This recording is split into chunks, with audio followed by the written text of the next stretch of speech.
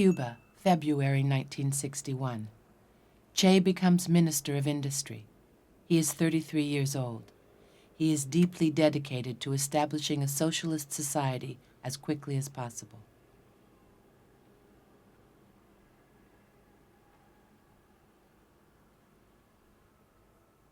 It is a time of renewal and enthusiasm. Che says that bringing down the dictatorship was easy. It is the creation of a new society which is difficult. He also says that socialism should create a new man. If it does not, it serves no purpose.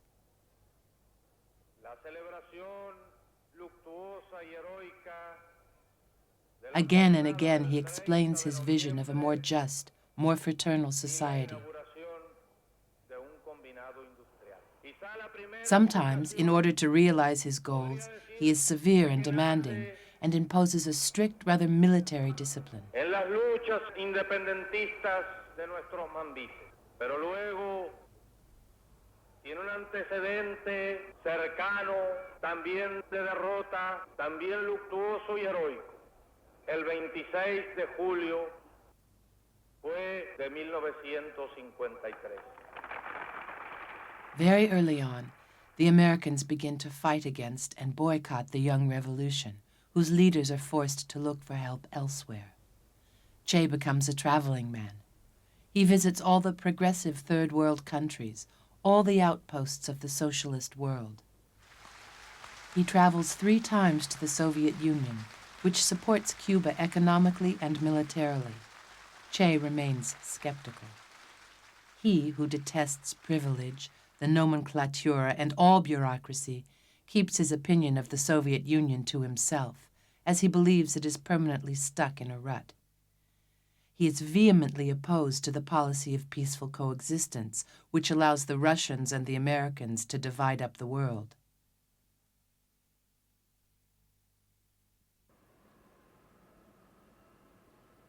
It is the period of the Vietnam War.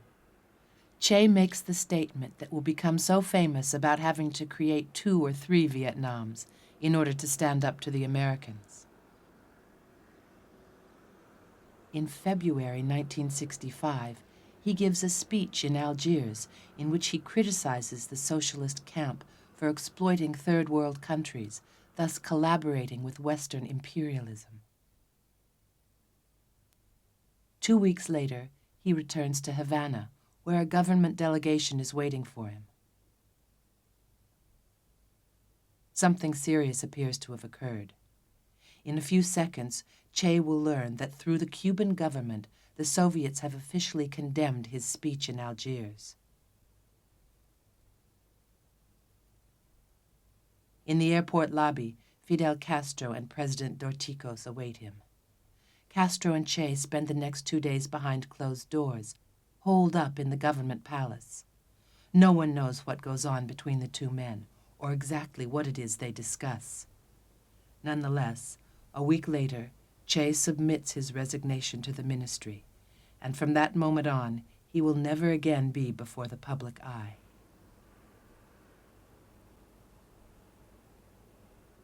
He goes back to his office one last time, having decided that the time has come to leave Cuba and continue the struggle somewhere else.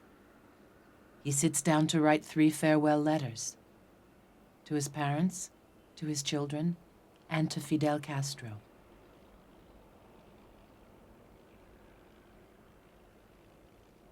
A few days later, he leaves for Africa, along with 200 Cuban soldiers, to participate in an obscure liberation battle in the former Belgian Congo. It is the 12th of March, 1965. Aquí de puño y letra, aquí transcripta a máquina.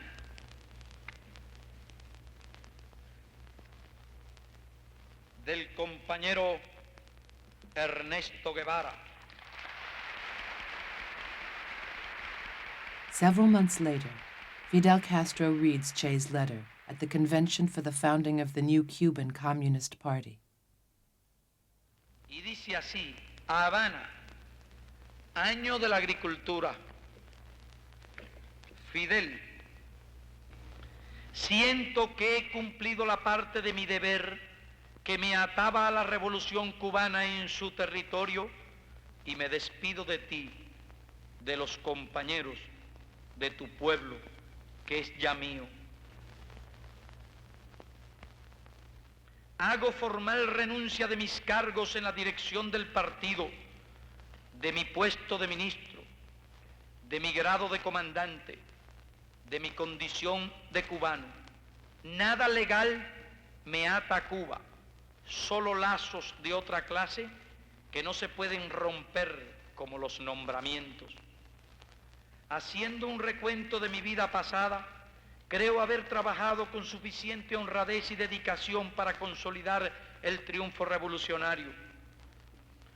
Otras tierras del mundo reclaman el concurso de mis modestos esfuerzos. Y llegó la hora de separarnos. Sépase que lo hago con una mezcla de alegría y dolor. Aquí dejo lo más puro de mis esperanzas de constructor y lo más querido entre mis seres queridos. Y dejo un pueblo que me admitió como un hijo. Eso lacera una parte de mi espíritu. Que no dejo a mis hijos ni mujer nada material y no me apena. Me alegra que así sea, que no pido nada para ellos, pues el Estado les dará lo suficiente para vivir y educarse.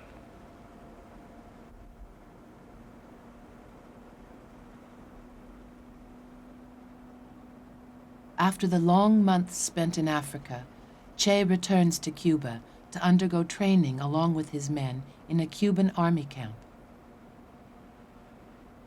He and 16 fighters leave for Bolivia. They travel separately, always in groups of 2. Che goes to La Paz by way of Moscow, Prague, Zurich, and Frankfurt. He disguises his face completely and travels with a fake passport, posing as a Uruguayan businessman. He arrives in La Paz in the afternoon of November 3rd, 1966.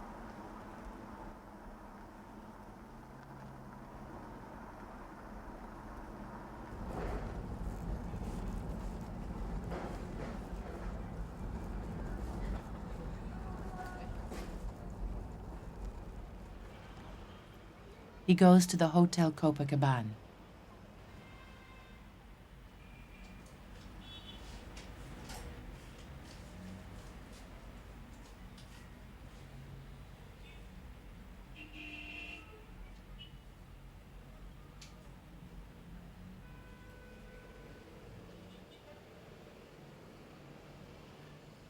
That afternoon, he meets a young woman, a German Jew who has spent her childhood in Argentina.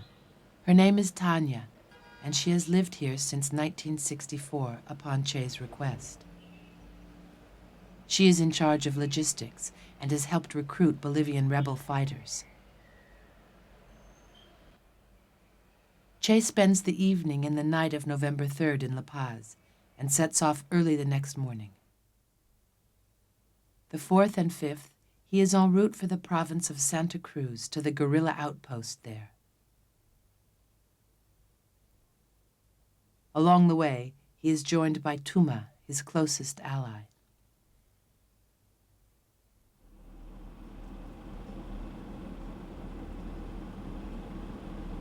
The evening of November 6th, they arrive at the Casa di Calamina. It is deep in the forest, in the middle of a region crisscrossed by several rivers, which is very difficult to reach and very sparsely inhabited.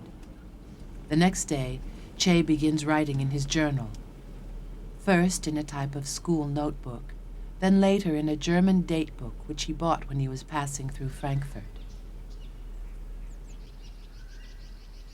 November 7, 1966. A new stage begins today. We arrived at the farm at night. The trip was quite good. We spent the day in the jungle beside the river, some 100 meters from the house. My hair is growing, although very sparsely. and the gray hair is turning blonde and beginning to disappear. My beard is growing, and in a couple of months I shall start looking like myself again.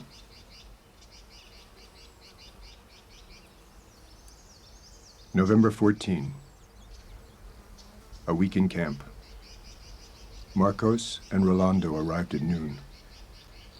Coco drove back and brought Joaquin and Urbano, together with a Bolivian who was to stay. The plans are to wait for the rest of the group, increase the number of Bolivians to at least 20, and then begin to operate.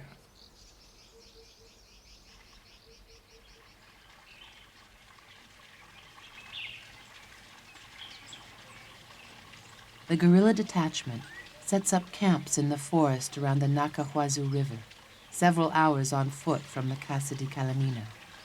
They dig out caves in which to hide arms, food, and medicine, in particular Che's asthma medication.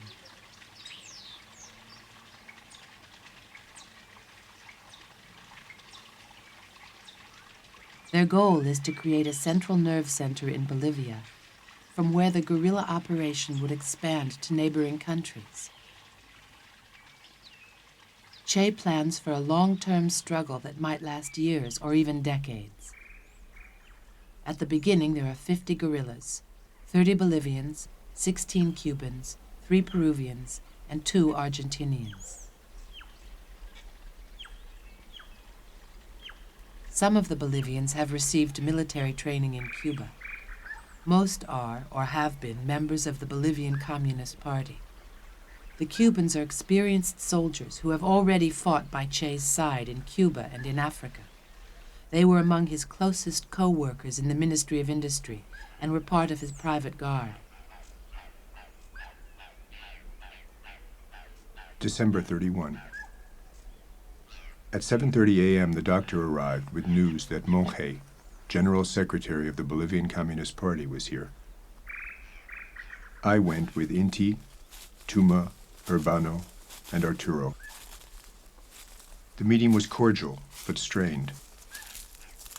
In the background was the question, what are we here for? The conversation began with generalities, but he quickly came down to his fundamental premise. He would be the political and military leader of the struggle as long as the revolution was taking place in Bolivia. I could not accept it under any circumstance. I was to be the military leader, and I would not accept any ambiguities on this matter. Here, the discussion stalled into a vicious circle. We agreed he would think it over and talk to the Bolivian comrades. We went to the new camp. There he spoke to everybody, laying down the alternative of remaining with us or supporting the party. Everyone decided to stay, and this seemed to be a blow to him.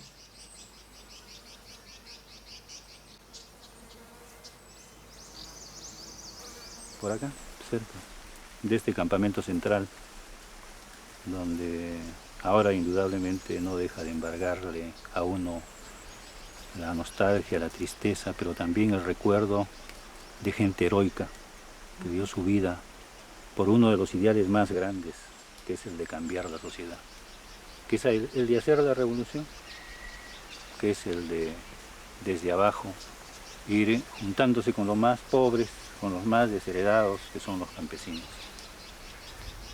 Ese 1 de enero, encontrándome aquí en el campamento, el comandante Guevara convocó a todos los compañeros que se encontraban aquí, cubanos, bolivianos, peruanos y argentinos.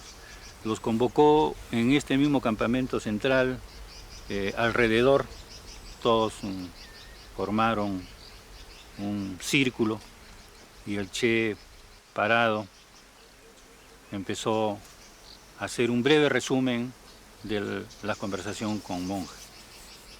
Al final le dijo a todos los compañeros que quedaban libres de tomar la decisión de quedarse en la guerrilla o de abandonarla. Que este era el momento preciso en el que deberían de tomar una decisión. Ningún compañero abandonó el campamento, todos se quedaron y dijeron que sí, que continuarían hasta la victoria final. Aplaudieron las palabras del Che y se abrazaron todos los compañeros. El Che nos dijo que había llegado el momento de luchar y que los militantes del Partido Comunista íbamos a pasar momentos muy difíciles debido a la posición del secretario general Mario Monge. Nos dijo que era una prueba muy dura, pero que si estábamos dispuestos a pasarla, seguramente podríamos salir adelante. Él nos explicó luego en forma conjunta el objetivo de la guerrilla, que era iniciar una lucha para liberar a nuestro país. Y finalmente nos dijo, bueno, empieza la lucha, va a ser muy difícil, remarcó, pero que ellos y si nosotros estábamos apoyando, todos seguiríamos adelante.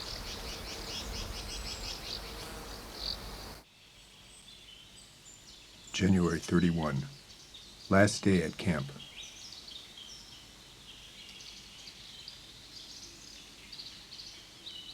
I talked to the troops, giving them final instructions about the march.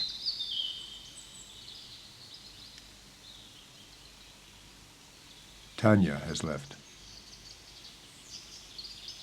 Now begins the real guerrilla phase, and we will test the troops. Time will show what will happen and what the perspectives of the Bolivian Revolution are.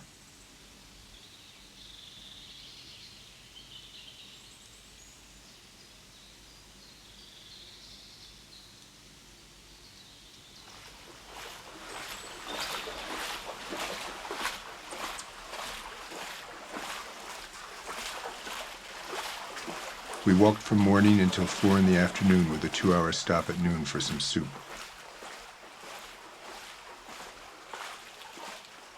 We walked in the Nacahuasa River. The troops are tired, but all have responded quite well.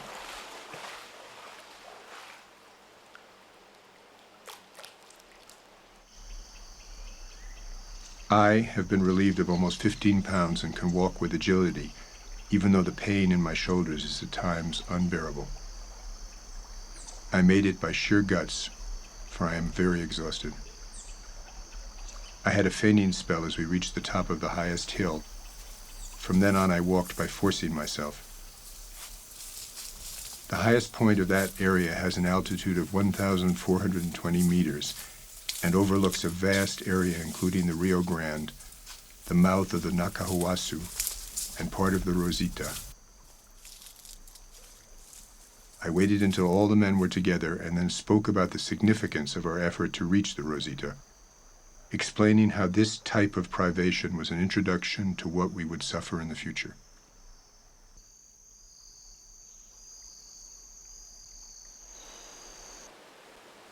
February 26. We continued walking, trying to reach the Rio Grande in order to follow it. Benjamin fell behind because he was having trouble with his knapsack and was physically exhausted. When he reached us, he moved abruptly and fell in the water. He could not swim. The current was strong and it carried him away as he touched bottom. We ran to try to save him, and when we took off our clothes, he disappeared in a pool of water and the current dragged him far away. Minutes later, all hope was lost. He was a weak young man and absolutely unfit, but he had a tremendous desire to succeed. The test was too much for him. His physical strength did not match his will. And so we have our baptism of death in an absurd manner on the shores of the Rio Grande.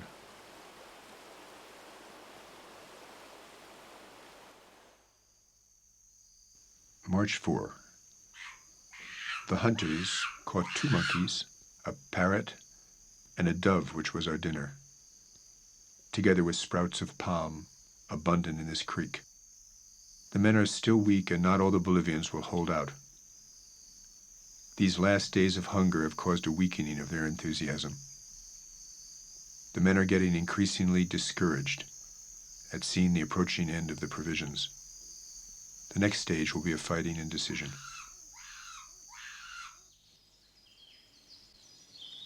In the meantime, 2 members of the rear guard have deserted and denounced the guerrilla operation to the army. The army proceeds to invade the central camp and discover the arms cache and photos. This enables them to arrest members of the organization in La Paz. Che hears about what has happened on the radio, and in spite of the presence of the army in the surrounding area, he decides to return to the encampment. Tanya is there. With her, she has brought visitors from La Paz, among them the French philosopher Régis Debray, who is a close friend of Fidel Castro's.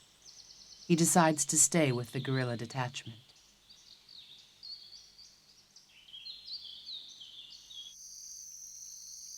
March 23, a day of military events.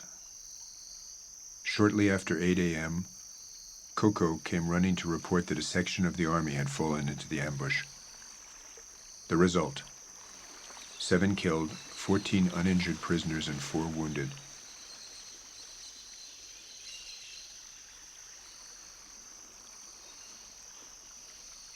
I sent Inti to talk to the prisoners and set them free.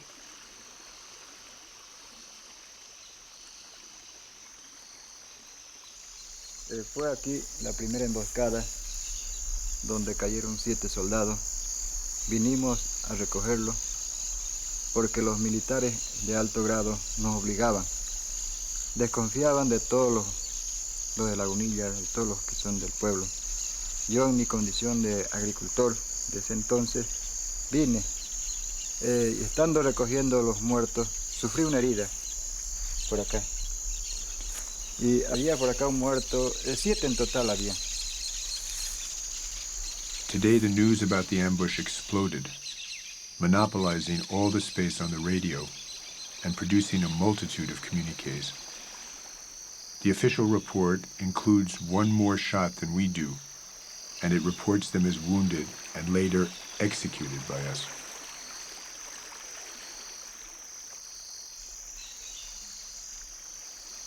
Bueno, los del ejército sobre los guerrilleros decían: gente extranjera no pueden venir a nuestro país, es nuestra obligación combatirlo todos. No hay otra forma, porque si no a ustedes le van a quitar sus cosas. Al uno que tenía algunas vaquitas decía: vos te vas a quedar sin nada porque ellos son comunistas. Y si vos tenés 3, 4 vacas, tenés que quedarte con una. Y a los otros se las van a repartir sus cosas y ustedes van a quedar solamente para que puedan comer y nada más. Eso explicaban los militares. Nos obligaban, ¿no? En muchas ocasiones hasta hemos sufrido golpes de parte de los militares. Bueno, yo cuando tuve 17 años me presenté al cuartel del ejército boliviano.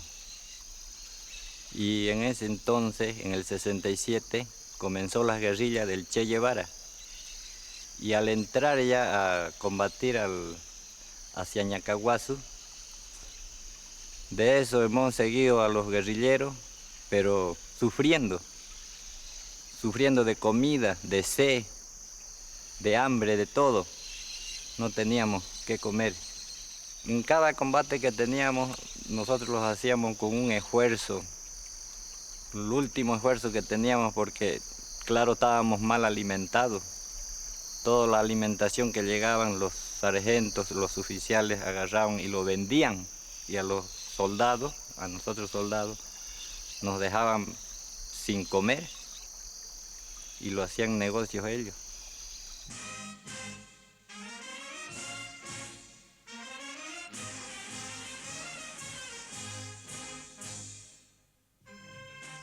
Bolivia is one of the poorest countries in Latin America and has had the greatest number of military putschs.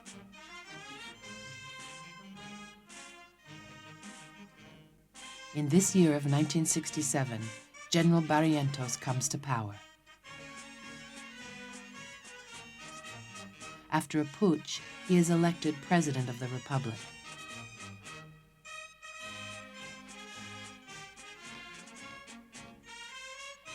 It is the Army Chief of Staff, Ovando, who orchestrates his acceptance by the Parliament.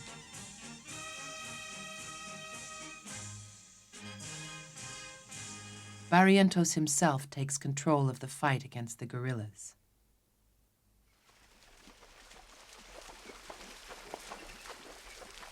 Communique number 1 is being prepared. We will try to get it to the newspaper in Camiri. To the Bolivian people, today we issue a call to workers, peasants, and intellectuals. We call upon all who believe that the time has now come to respond to violence with violence, to rescue a country being sold piece by piece to the U.S. monopolies, and to raise the standard of living of our people, who with each passing day suffer more and more the scourge of hunger. Only one newspaper publishes the communique. It is immediately banned and its editor-in-chief arrested.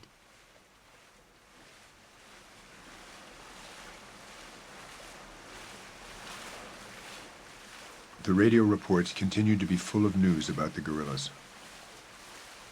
We are surrounded by 2,000 men within a radius of 120 kilometers, and the circle is closing, complemented by napalm bombing.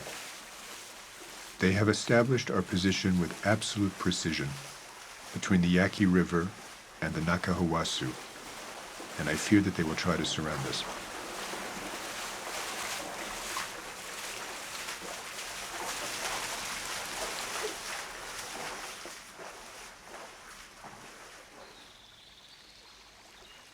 April 10. It dawned, and the morning wore on with no promise of new events while we prepared to leave for the riverside. At mid-morning, Negro came up, very excited, and said that 15 soldiers were coming down the river. Inti had left to advise Rolando at the ambush. There was nothing left to do but wait, and this we did. I sent Tuma so that he would be ready to inform me. Soon, the first news arrived, and it was unpleasant. Rubio was mortally wounded. He was dead on arrival at our camp, a bullet in his head. What happened was this. The ambush was composed of 8 men from the rear guard distributed on both sides of the river. The soldiers advanced without major precautions. The gunfire lasted a few seconds, resulting in 1 dead soldier and 3 wounded, in addition to 6 prisoners.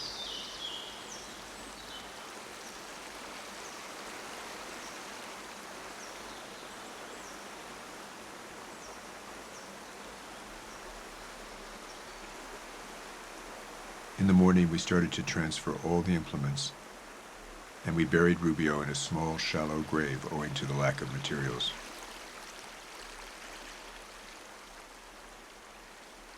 At 6:30, I called together all the combatants to conduct a small memorial service for Rubio and to point out that the first blood drawn was Cuban.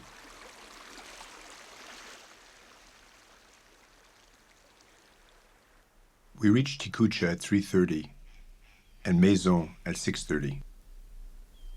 We stopped at a small ridge 1 kilometer up the river. It is possible to see as far as the house of the last peasant. In the afternoon, an AT-6 plane fired 2 bursts at the little house. Of all the peasants we have seen, there is one, Simon, who appears to be cooperative, but with fear.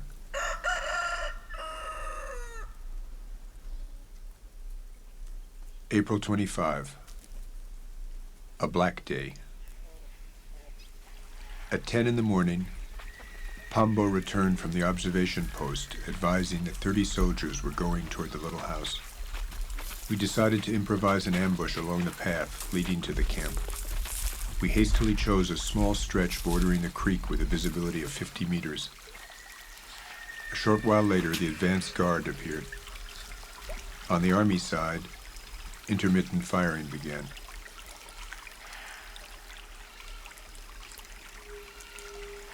Yo tendí a echarle como este palo. Otros se tendían a echar la carga y lo patearon a ese Che Guevara. atrás la carga, porque la bala pasaba. Yo otro un palo de Che de barriga, un palo como este. Y ahí cuando ha venido el soldado ya adelante, más arriba va a ser el campamento, alzar la carga. Vamos, yo venía ahí con mi carga, pues, cuando ahí estaba tendido el soldado. Y estaba soltándolo la carga, estaba tapado la fresada, yo el palo de los muertos y así. Los guerrilleros, no, eso yo no los he visto, pues, no se dejan ver. Pero los muertos aquí, la habían estado aquí, era allí.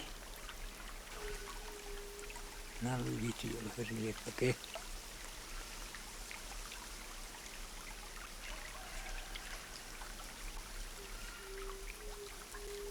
When the firing ceased, I sent Urbano to order the withdrawal, but he came with the news that Rolando had been wounded.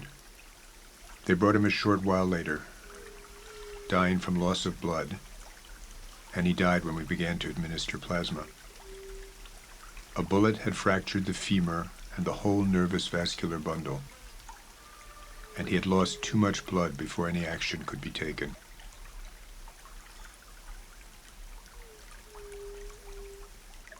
We have lost the best man in the guerrilla, and naturally one of its pillars. My friend since the time, still practically a child, when he was a messenger for Column 4 in Cuba until the liberation, and now this new revolutionary adventure.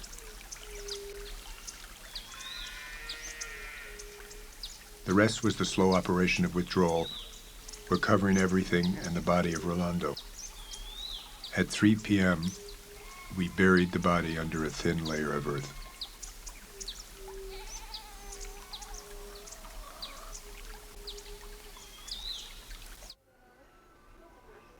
At the end of April, Régis Debray decides to leave the guerrilla encampment. Che and his men accompany him to the gates of Moyapampa, the capital of the district. Debray is immediately arrested and put in prison.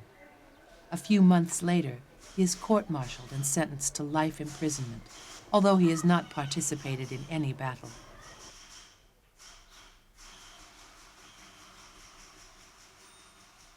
As a result of this trip to Moyapampa, Che loses contact with his rear guard, a group of 13 men under the command of the Cuban Wahin. Tanya is with them.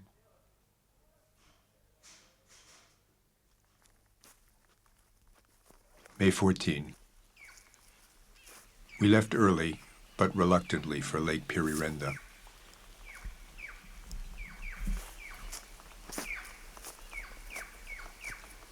Before leaving, I called everyone together and gave them a talk about the problems facing us, principally about the food situation. Today, we killed 2 big birds and a cacare, as a result of which we had a good meal and still have a reserve for 2 days.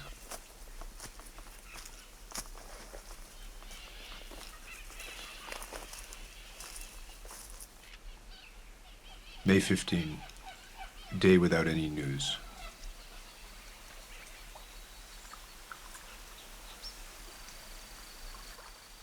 May 23, day of laziness and a little of despair. Of all the marvels promised, the farm plot contained only a little bit of sugar cane, and the mill was useless. Today marks just 6 months since the official beginning of guerrilla activities, which started with my arrival. May 30. We reached the railroad line in daylight, discovering that the road that we had been told about, which would take us to Muchiri, did not exist. At 3 p.m., when I was sleeping peacefully, I was woken by the sound of gunfire from the ambush. The news arrived quickly. The army had advanced and fallen into the trap. The outcome appeared to be 3 dead and 1 wounded.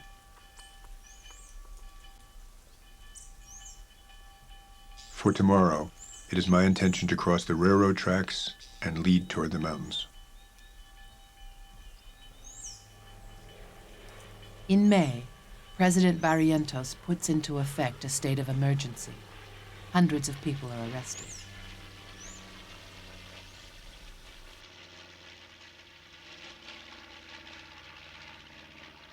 The peasants the army suspects of having contacts with the guerrilla operations are imprisoned, tortured, and some are killed.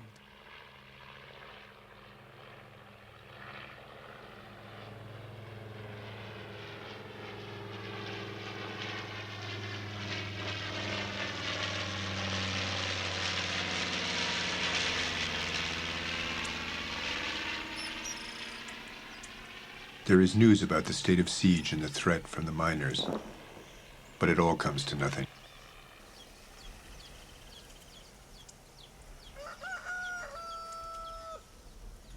The interesting thing is the political convulsion the country is in and the fabulous number of pacts and counter-pacts there are.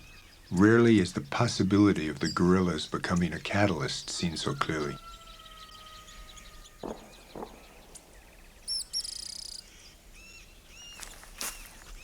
May 31. After eating, at 5 p.m., we left in the direction of the railroad tracks. On the whole trip, we heard only one distant gunshot. Planes began to fly over the area. The army issued a statement announcing the arrest of all peasants who collaborated with us in the massacre zone.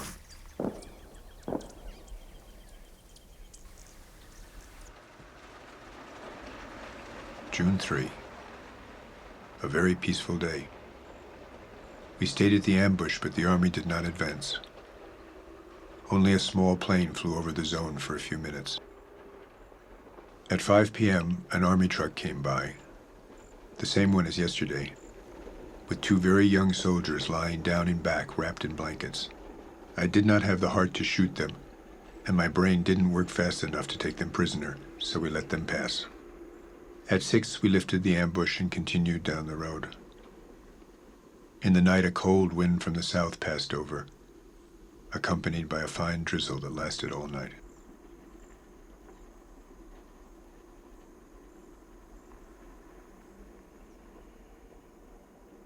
I am now 39, and I am relentlessly approaching the age when I must think about my future as a guerrilla.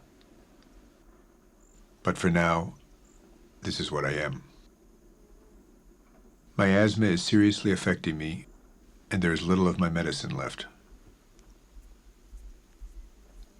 The radio broadcasts the news of the battle in the mines.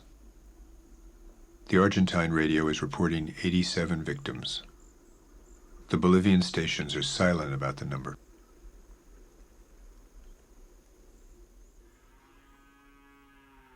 June 25. At 4 p.m. we arrived at Pire. Here there are 3 houses. We choose one of them to camp in. My asthma continues getting worse. Now I cannot sleep well. Yo llegué del campo y le pregunto a mi señora y dice, ¿quiénes son estos? Le digo yo, ¿no? Estos son los guerrilleros, me dice. Y de ahí me pidieron alojamiento. Y yo le cedí. Y de luego ya me dijeron que si podía venderles un ternero para la carne. Y ellos entraron, a mí no me dejaron entrar al corral, ellos buscaron. Y hallaron una vaquilla de 2 años. Y esa ellos mismos lo han enlazado y lo trajeron acá adentro. Y ellos lo han carneado. Así que después ya me saludaron todo y que no había ningún inconveniente con ellos, que no es como dice el ejército de que nosotros somos unas personas malas, todo. Así me contaron ellos. Y habían 3 mulas ahí, 2 mulas y un caballo blanco había. Y entonces yo digo, no, a mi señora, ¿y cómo el ejército no lo haya esto? Le digo, con semejante sonadío que ellos traen, le digo, ¿no? Y inmediatamente juntaron fuego, todo, trajeron agua y se pusieron a hacer la comida. Ese cuadro que encerraron Claro, le teníamos miedo realmente porque los interpretaban mal, de que eran unas personas malas, ¿no? Que eran abusivas, que lo obligaban a uno que vaya al combate con ellos, le daban armas inclusive, ¿no? Y le teníamos miedo, pero en resumidas cuentas eran unas personas muy caballeras, muy honradas, muy buenas, ¿no? Ellos pagaban inclusive todos sus precios, las cosas que se les daba. Y pedían más bien colaboración a los campesinos, nos pedían, ¿no? Y nos daban buenas explicaciones ellos de que cómo íbamos a hacer, porque su ideal era de ellos triunfar, digamos, ¿no? Y que el comunismo y que nosotros pertenezcamos a ellos, todo eso, ¿no? Y eso de las 3 de la tarde se comenzaron a perder. Todos con su equipo iban con su arma que no largaban ellos. A las 4 de la tarde se escucharon los disparos y fue el choque en el río seco que le llamamos nosotros acá. A black day for me. Everything seemed normal. I had sent 5 men to relieve those in the ambush on the road to Florida when shots were heard. We went quickly on our horses and came upon a strange spectacle. Amid a total silence, in the hot sun were the bodies of 4 soldiers lying on the sand of the riverbank. On our side, news arrived that Pambo had been wounded in one leg and Tuma in the stomach.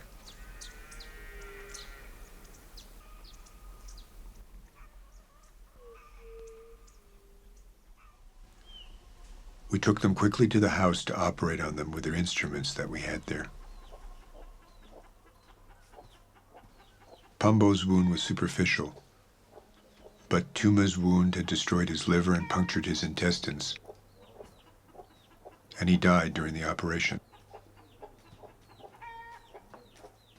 With his death, I lost an irreplaceable, truly loyal comrade of many years' standing. And I miss him, as I would a son.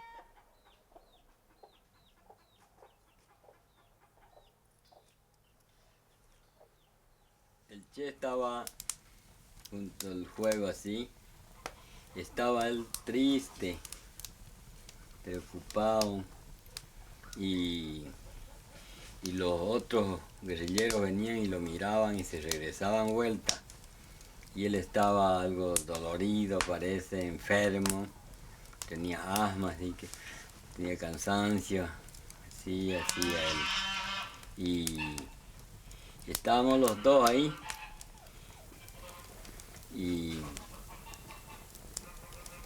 ahí estuvimos toda la noche hasta que fue la hora de que él...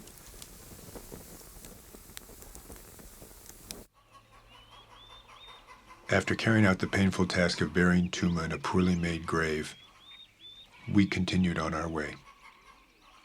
We are still totally isolated, which leaves us with only 24 fighting men.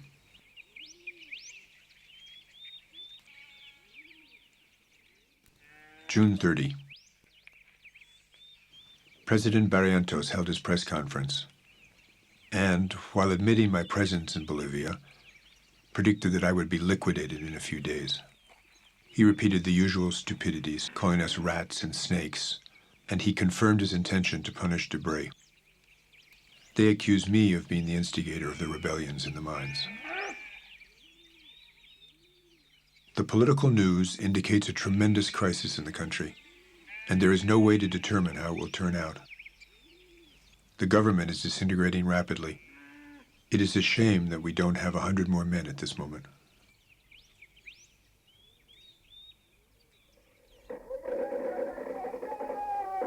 President Barrientos has asked for military aid from the United States, which immediately sends arms and Vietnam War veterans to train the Bolivian army and create elite units. Until now, Bolivian soldiers have not been very motivated to fight against the guerrillas.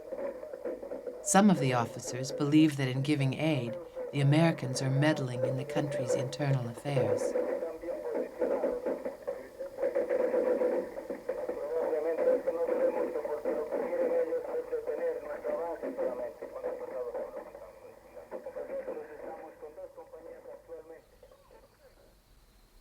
July 1.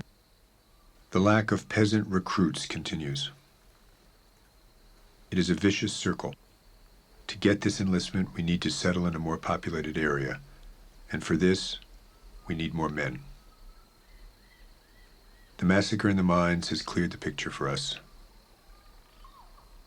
The morale of the guerrilla group continues to be good.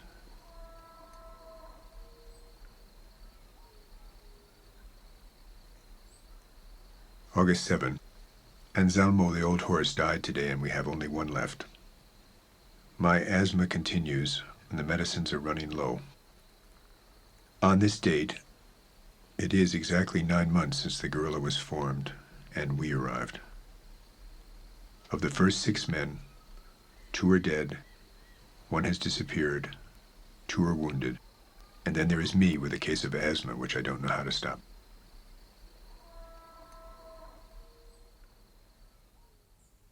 August 27. The day was spent in a desperate search for a way out, although the results are not yet certain. It looks like we will not reach water tomorrow either. Some of the comrades are folding up for lack of water. It was, without a doubt, the worst month we have had so far in this war. My illness causes uncertainty among some of the men. We still have not incorporated any peasants, which is logical when one considers the little contact we have had with them in recent weeks. We are in a period of low morale and revolutionary spirit. There is a decrease, I hope temporary, in the fighting spirit.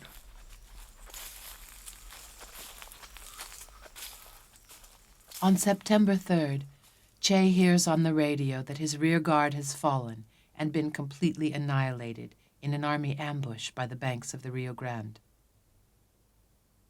Tanya has been killed.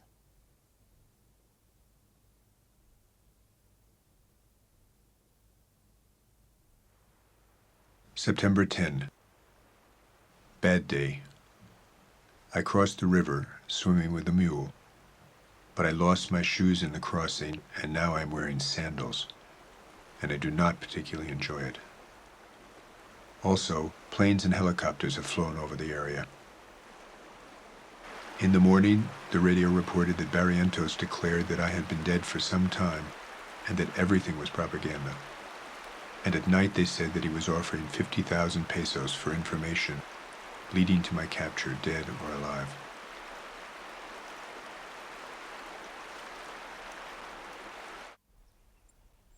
September 21. At 3 a.m. we left in a bright moonlight and walked until approximately 9 without meeting anyone and crossing altitudes of 2,040 meters. At that time we came upon a couple of drovers who pointed out the road to Alto Seco, only 2 kilometers away.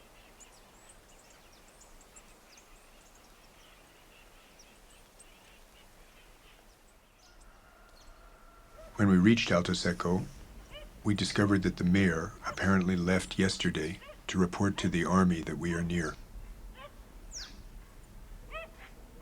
Alto Seco, a little village of 50 houses at 1,900 meters altitude, which received us with a balanced mixture of fear and curiosity.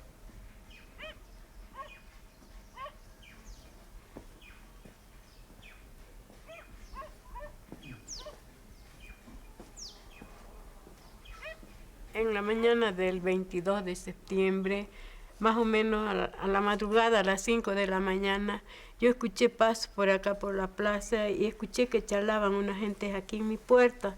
Nosotros somos los guerrilleros, me dijo. Y me dijo, vamos a charlar con ustedes, vamos a dialogar. Usted es la maestra, ¿no? Y su esposo, ¿dónde está? Me dijo, está aquí, ya va a salir. Entonces había una chica vivía aquí en esta casa y me llama, llamada Teófila Cortés. Me llama, señora, venga, me dice. Fui yo ahí a la casa, estaban 4 señores de los guerrilleros también, y que le habían hablado para que, que les preste ahí adentro un campo para preparar desayuno para sus tropas.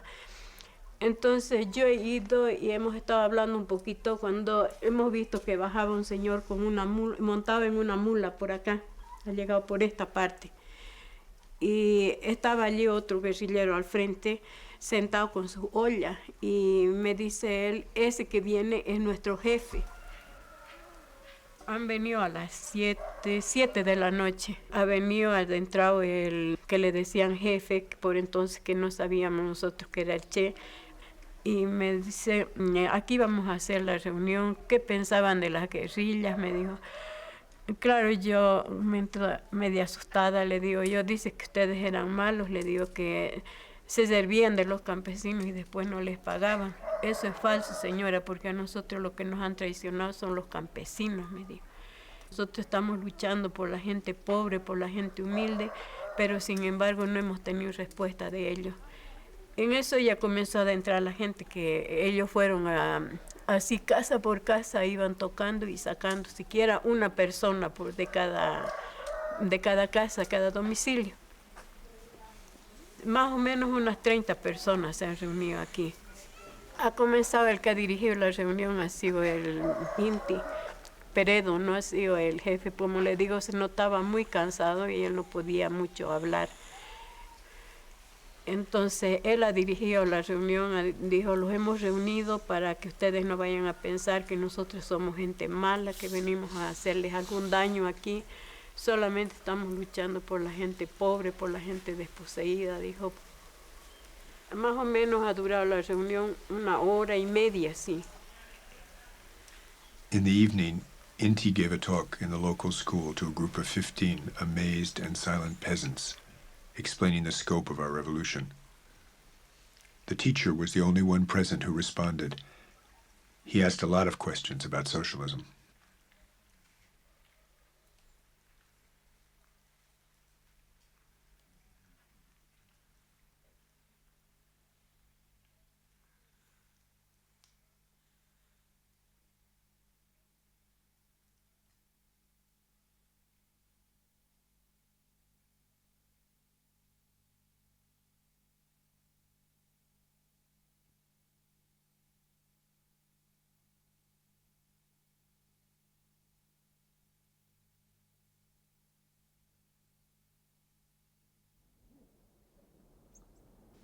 September 26. We arrived at dawn at Picacho, where everybody was celebrating. This was the highest point we have reached, 2,280 meters. The peasants treated us very well, and we continued without excessive fear, even though Ovando, the chief of the army, had promised my capture from one moment to the other.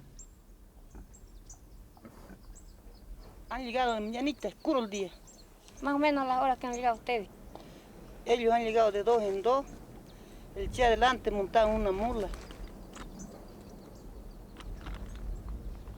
Han llegado y nos han llamado a la gente que nos llegamos de aquí. Ellos querían luchar por nosotros, que no nos asustemos, no disparemos, porque ellos no hemos vendido a nadie. Todo era falso lo que decían, que engañaban a la gente.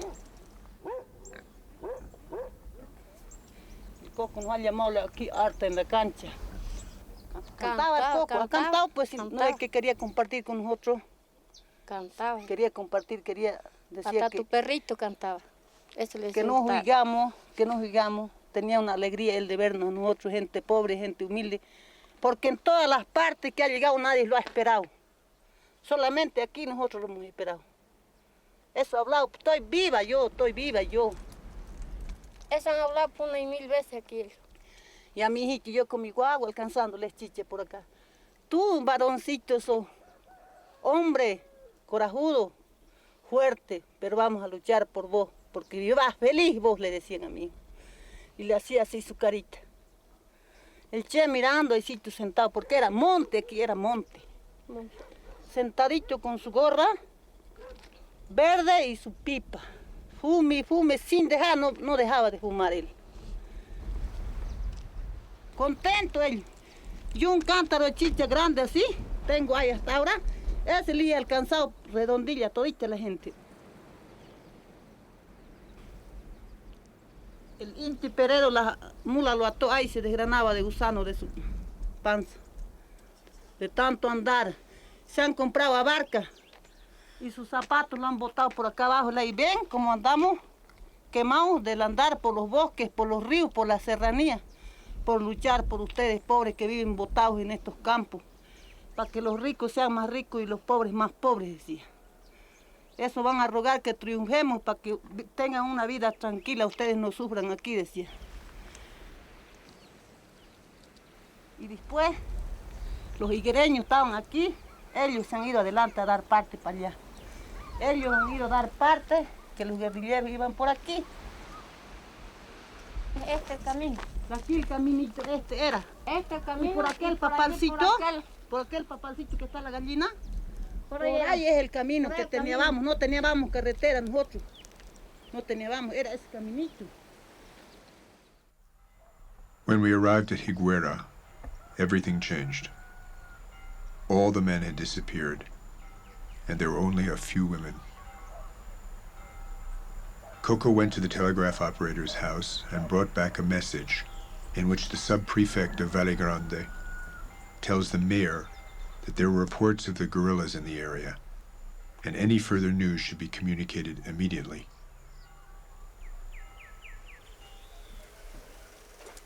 At 1 p.m., the advance guard left to try to reach Jagué. When we started for the top of the hill, the sound of firing all over the ridge told us that our men had fallen into an ambush.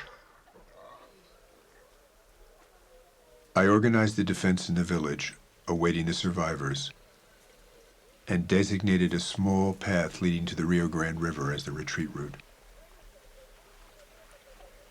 A few minutes later, Benigno arrived, wounded, and soon after him, Anecito and Pablito with his foot in very bad condition. Miguel, Coco, and Julio had fallen, and Camba disappeared.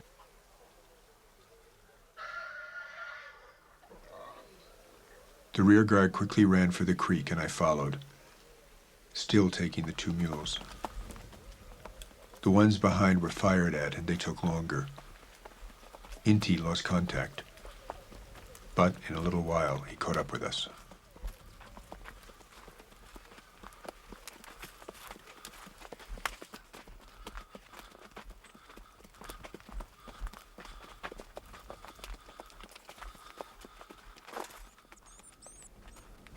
September 27.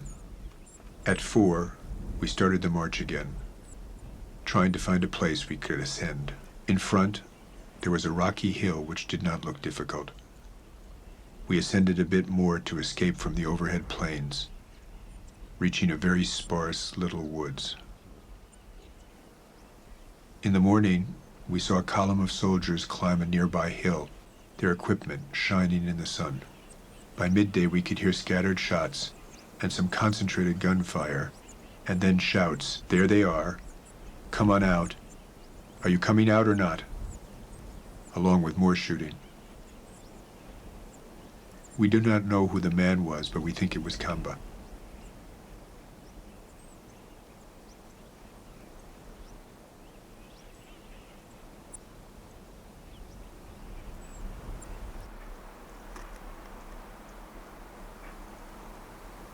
The radio broadcast the news that we had clashed with the company Galindo, that 3 men had been killed, and that they were taking them to Valle Grande for identification.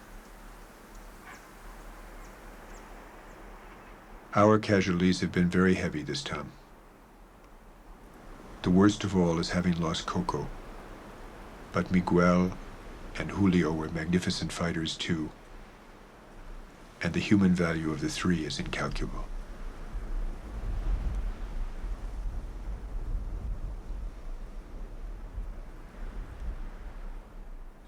September 28, a day of anguish. At times, it seemed as if it would be our last. At dawn, we brought up water, and then Inti and Willie went out immediately to scout for another possible descent to the canyon. At 10, a group of 46 soldiers with their knapsacks passed by, taking ages to get out of sight.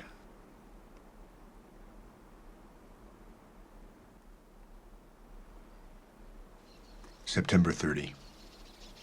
Another day of tension. This morning, it was announced on Radio Balmaceda in Chile that top army sources revealed that they had Che Guevara cornered in a dead-end canyon.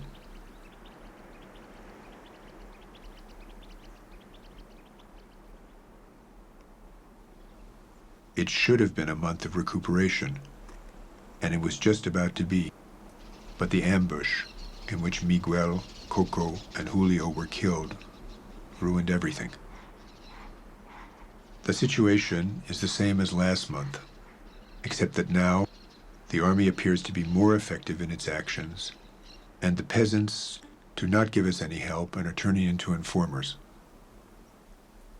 The most important task now is to escape from here and to look for more favorable areas and then make the contacts, even though they have wrecked the entire apparatus in La Paz, where they have given us some hard blows.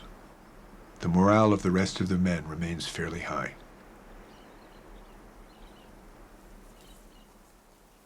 October 1.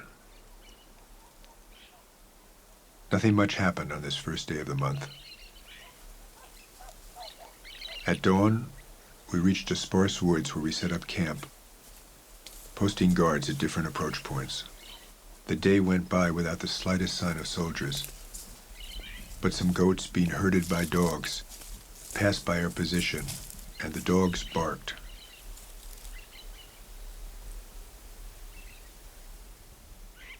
October 3, a long and unnecessarily anguished day. Without quenching our thirst, we again climbed a ridge that overlooks the path the soldiers were on. For the rest of the day, there was absolute quiet, and towards nightfall we came down and prepared coffee, which tasted wonderful, despite the bitter water and the grease in the pot in which it was prepared. After resting in the ravine, we followed it downhill for about half an hour. We set out at nightfall with the men, exhausted from lack of water. After a stretch of very poor road strewn with rocks, we arrived at dawn at a small woods where we could hear the barking of dogs nearby. October 6. The scouting proved that there was a house nearby, and also that there was a canyon a little beyond where there was water.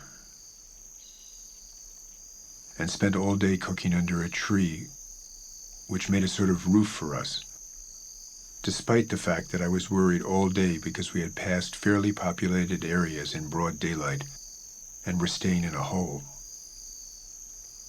The Chilean radio carried a censored news item to the effect that there are 1,800 men in the area searching for us.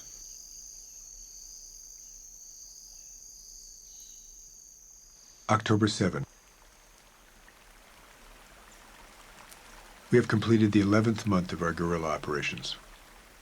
We spent the day in a bucolic mood, without complications until 12:30, when an old woman grazing her goats came into the canyon where we were camped, and we had to seize her.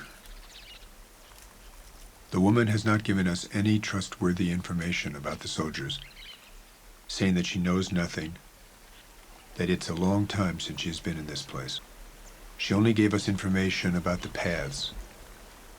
From what the woman told us, we figure we are about 2 kilometers from Higuera, 1 from Yagué, and about 2 from Pucara.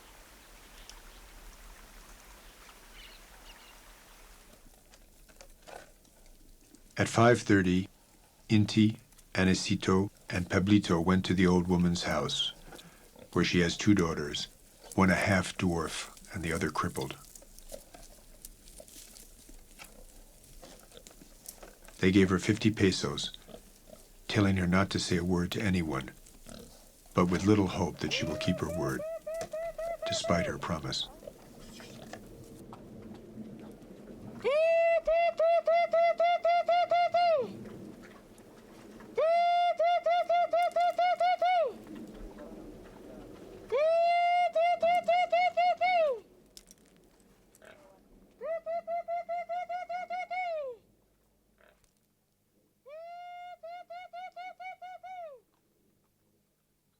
The 17 of us set out with a very small moon.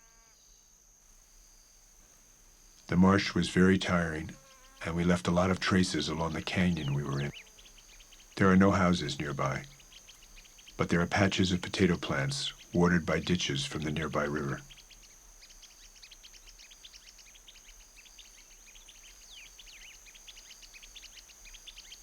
The army made a strange announcement about the presence of 250 men in Serrano to keep the encircled group from getting out.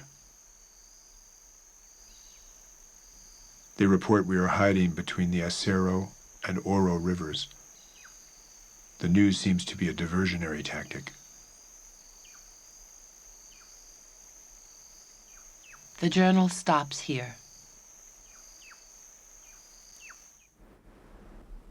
The morning of October 8th, the 17 guerrilla fighters arrive in the Uro Valley.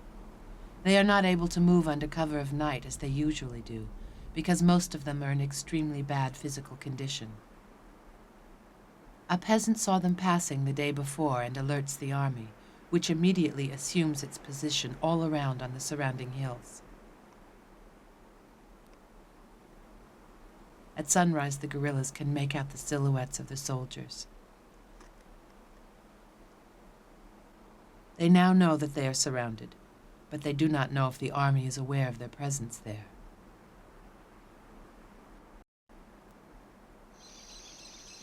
Che assembles his men and analyzes the situation.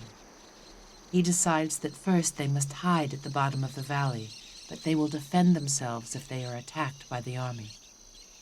He knows that their only hope for escape is if they are able to hold out until nightfall.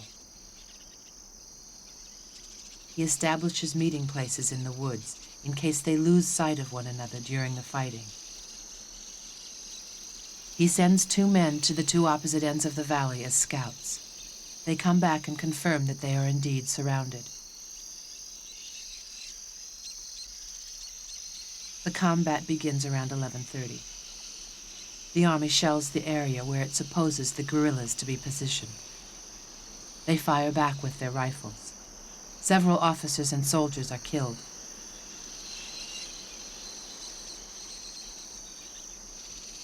Che, who at first was staying back with the sick, is wounded, shot in the leg with a machine gun.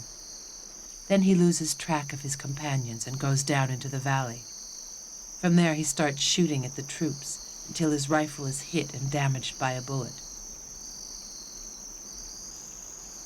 At the same time, the guerrillas Arturo and Antonio are killed by a hand grenade. Che climbs up this path and stumbles upon a comrade, a Bolivian named Willie, who helps him walk.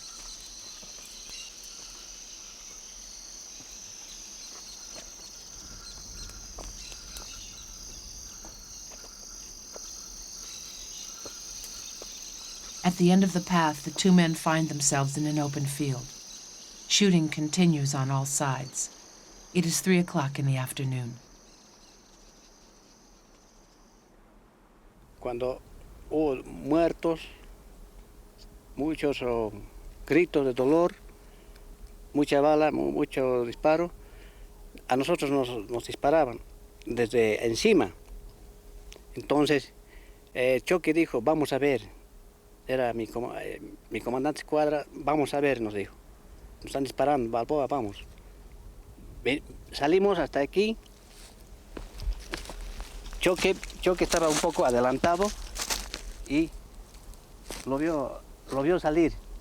Entonces, alto. Yo dije, alto, se mueve los limpios. Se sentó Che Guevara.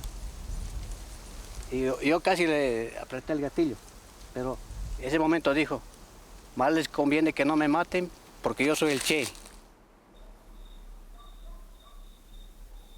The shooting in the valley continues until 5 o'clock when the army decides to retreat. The prisoners are taken to Higuera, a half an hour away on foot.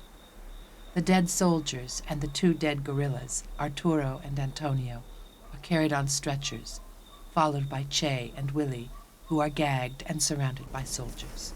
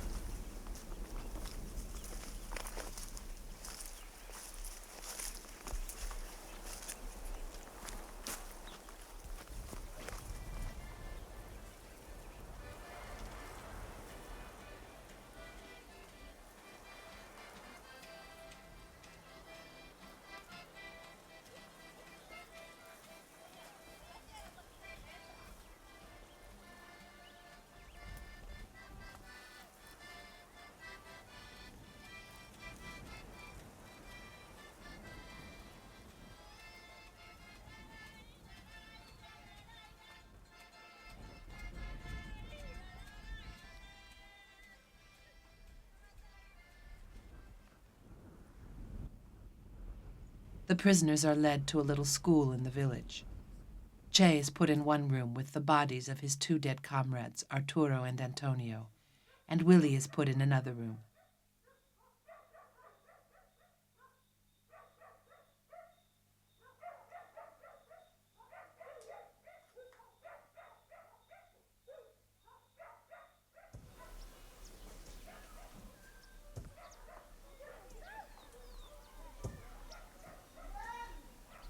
At 9 o'clock in the evening, 2 superior officers arrive to interrogate Che and find out where the other guerrillas are hiding. He will not answer.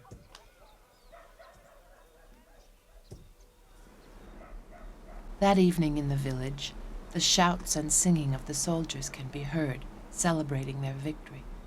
At the same time in La Paz, President Barrientos is meeting with the Army Chief of Staff in order to decide what to do with the prisoner.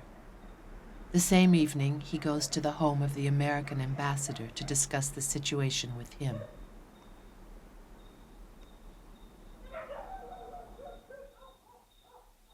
Che spends the night by the light of a candle, guarded by soldiers and a petty officer.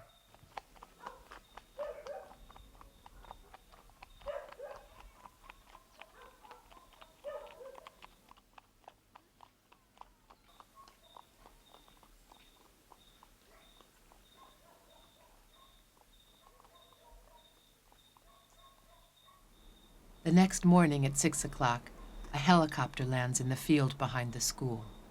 A superior officer of the Bolivian army and an American Secret Service man get out. They immediately head for the little school.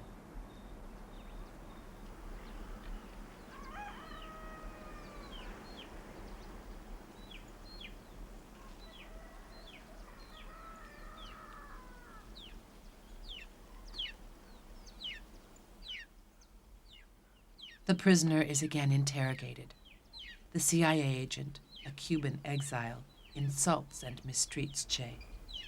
A bit later, he begins to photograph some of the pages of his journal.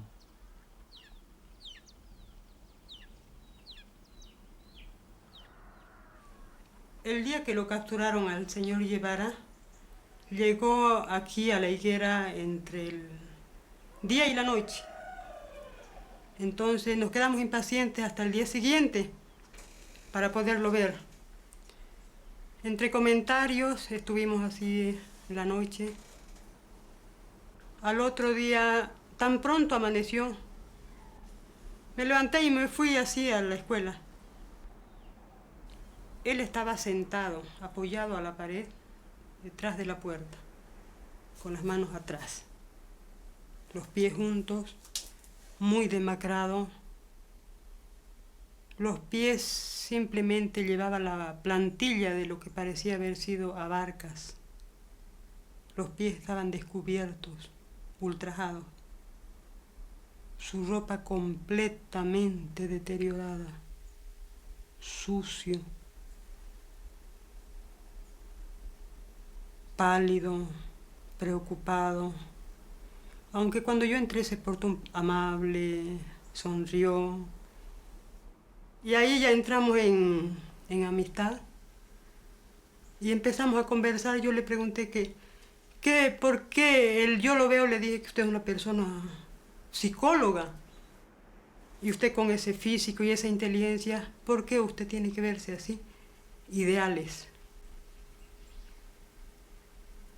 ¿Y su familia qué dice? Primero son mis ideales. ¿Tiene usted esposa? ¿Tiene hijos? Sí, tengo.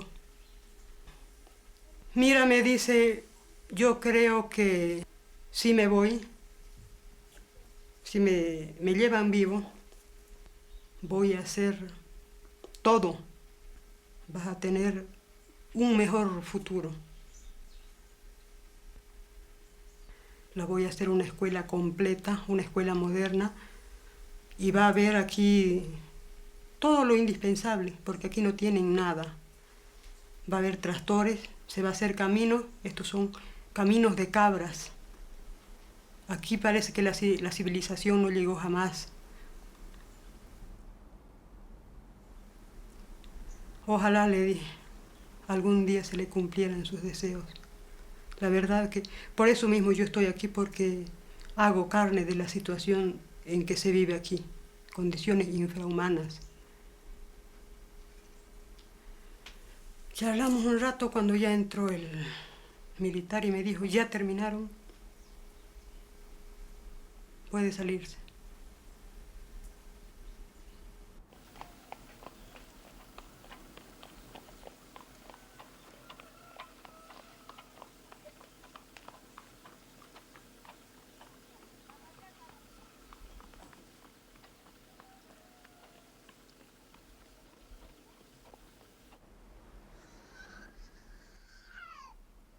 Around 11 o'clock, a petty officer enters the next room and machine guns Willie down.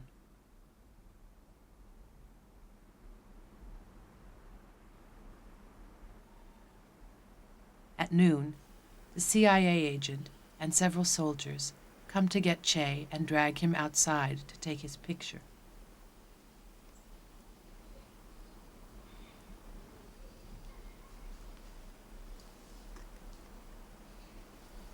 Posteriormente lo sacaron afuera para tomarle fotografías. La gente mirábamos a su alrededor en grupos. Cuando yo noté que él buscaba afanosamente entre la gente a alguien, al final me llegó a ver a mí y me hizo señas, que me acerque. Me llamaba con la cabeza. Estaba ya con las manos adelante ya. Me llamó, traté de acercarme yo a él y me lo impidieron. Me dijeron de que no tenía por qué abrigarme.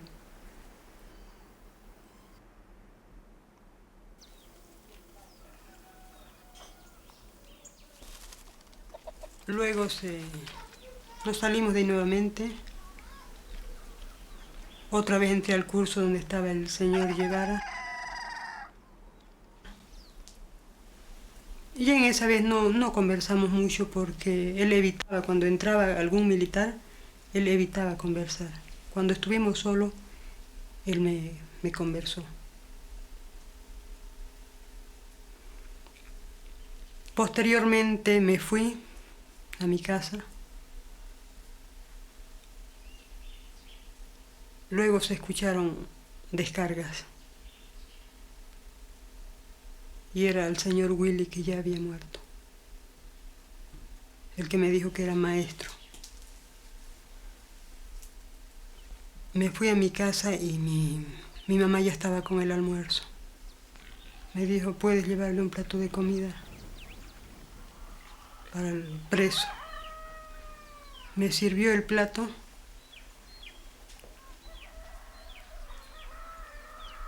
Cuando he vuelto a recoger,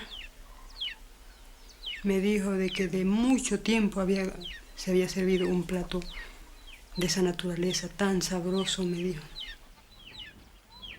Yo voy a reconocer todo. Creo que me van a llevar ahora. Y tu nombre no me olvidaré. Recibí el plato y me fui. Mi mamá me rogaba que yo me siente a comer, pero no podía. Posteriormente accedí a almorzar. Estaba empezando a comer.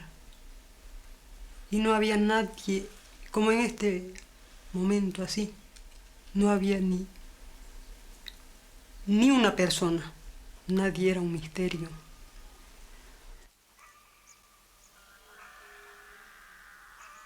Meanwhile, over the radio, the Bolivian president gives the order for Che to be executed. The colonel in charge, with the help of the CIA agent, looks for a volunteer among the petty officers. 3 step forward.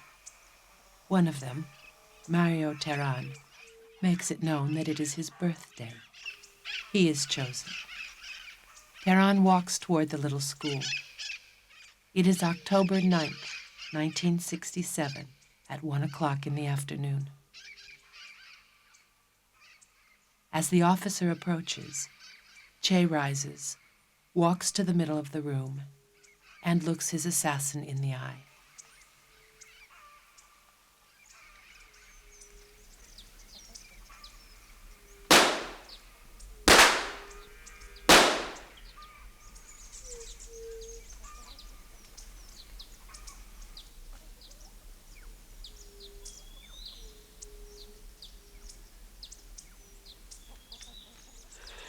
Comiendo estaba yo cuando se escuchó una ráfaga. Y algo a mí me dijo que era él el que estaba falleciendo en ese momento. Tiré mi plato al suelo y salí corriendo. Sin que nadie me haya dicho dónde era ella.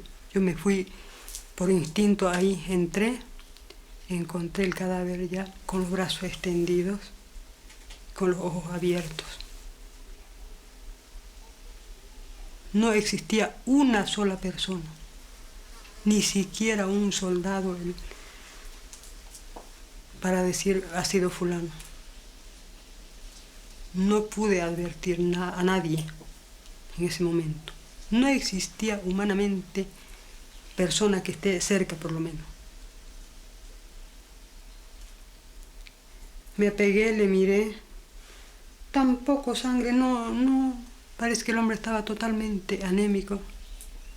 No se notaba la sangre. Un mínimo era lo que existía.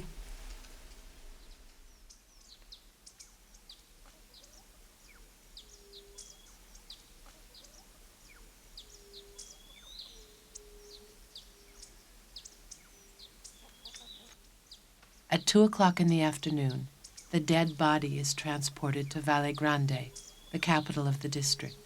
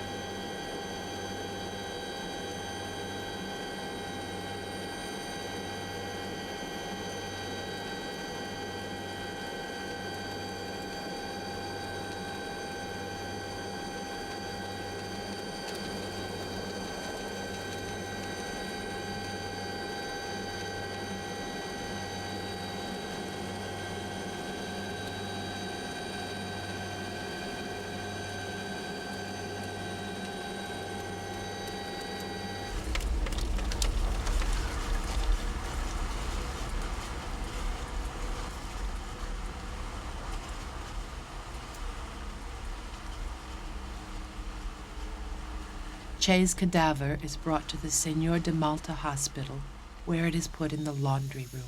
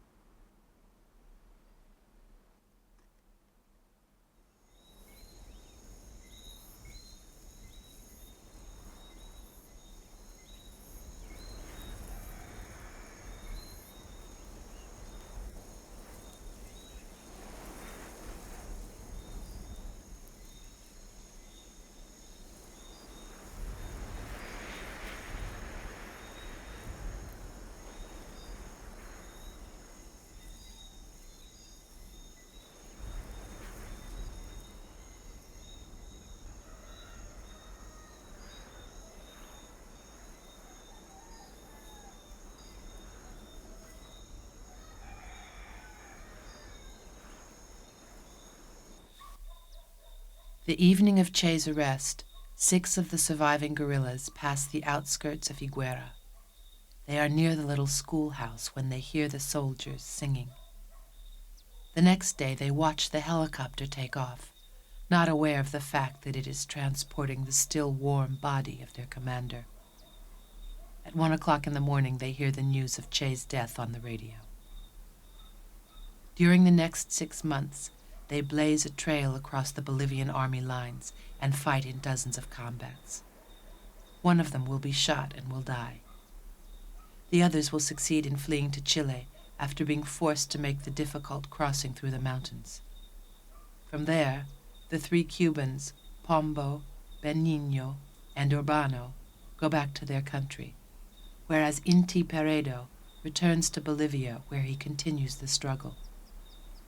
2 years later, in a house in La Paz, he will be killed by the police.